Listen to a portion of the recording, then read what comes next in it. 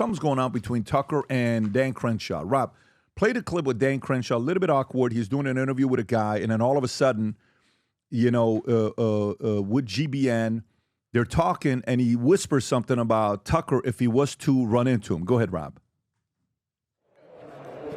Have you ever met Tucker? We've talked a lot.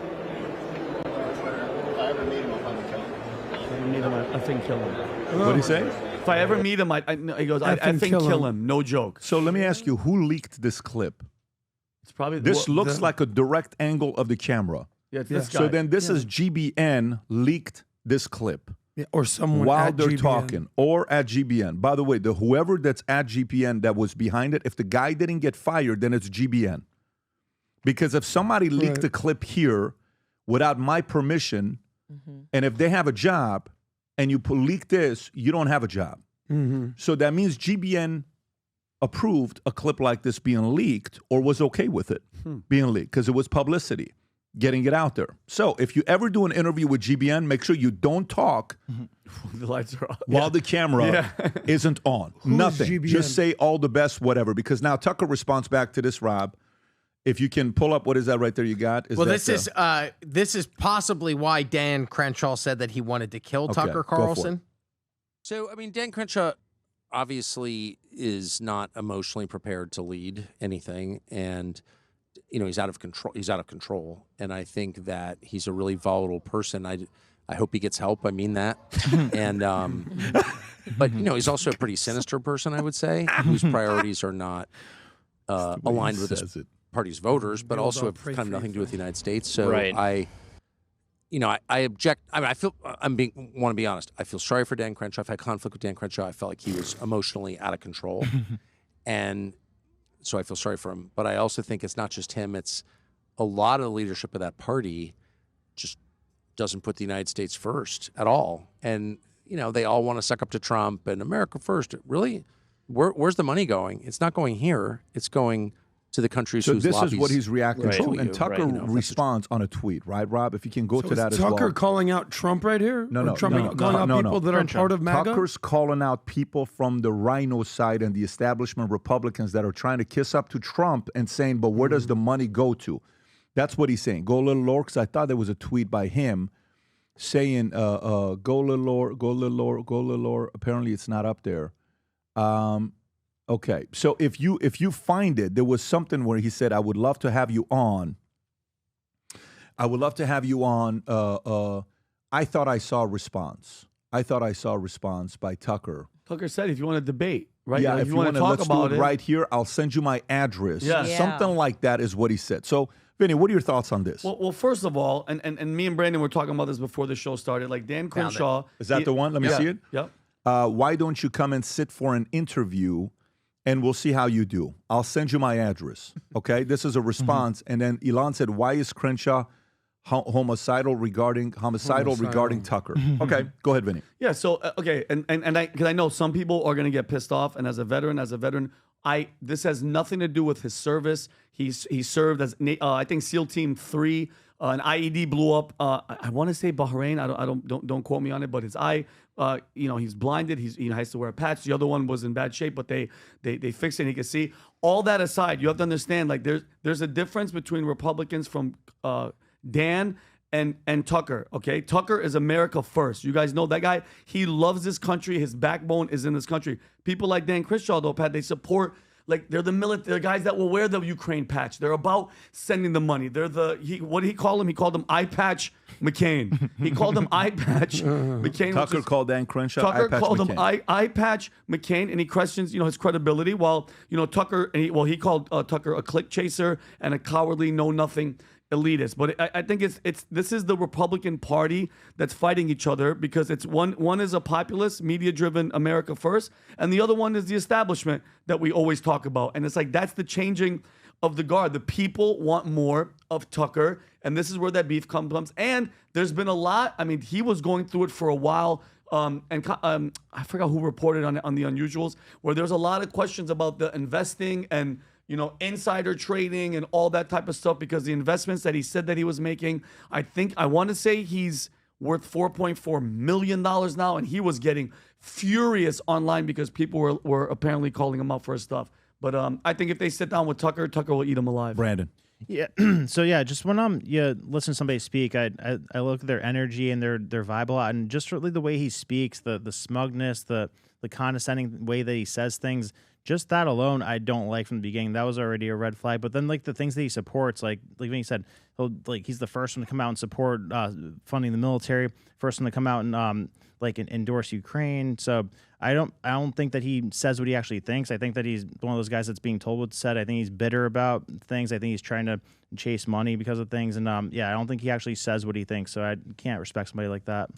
Yeah, I don't know too much about this guy, but to say that Tucker Carlson is the worst person ever, I mean, that just blatantly proves that he doesn't know what he's doing. I mean, it's really difficult to hate Tucker Carlson, even from the other side. He's just like a very cheerful, happy-go-lucky person, right? Worst person ever. I mean, no. I don't know. I think there's a lot of people out there that would like to punch Tucker Carlson in the face. Not me. I'm just saying a lot of people would. Yeah. Yeah, well, listen, we'll see what happened here. What I like is the fact that the debate's taking place. Now it's on Dan Crenshaw to go out there and sit down with Tucker. There's also things going on between Tucker and Ben where, there is the Ben camp. There is the Tucker camp. There is the establishment camp. There's the DeSantis camp that's still not happy about what happened with Trump. There's the MAGA camp. Then there's the fractions of the MAGA camp that are all fighting each other. But guess what? They're all still on the same side. That's the part, okay, that they're trying to fight and argue, and the policies at the top that are winning are the policies that Trump has. The Republicans are saying, look, man, you guys are great and whatever you're doing and whoever you're speaking on behalf of, the ideas we support are the ideas that Trump's put up there for us. We're supporting what he has to say. And so that's what I noticed going on within here. This morning, I'm reading an article from 2017, Kellogg, okay, Kellogg School. Kellogg is known as one of the best marketing schools out there. Rob, if you can go to the story here. If you can just go to the story, click on the link below. That's Watch at this Northwestern, one here. is it not? It's a very, very, very respectful school. Sitting near a high performer can make you better at your job. It's called the spillover from certain coworkers can boost our productivity or jeopardize our employment. What are they saying? Go a little bit lower to read this a little closer. The people we sit near at work inevitably impact our day.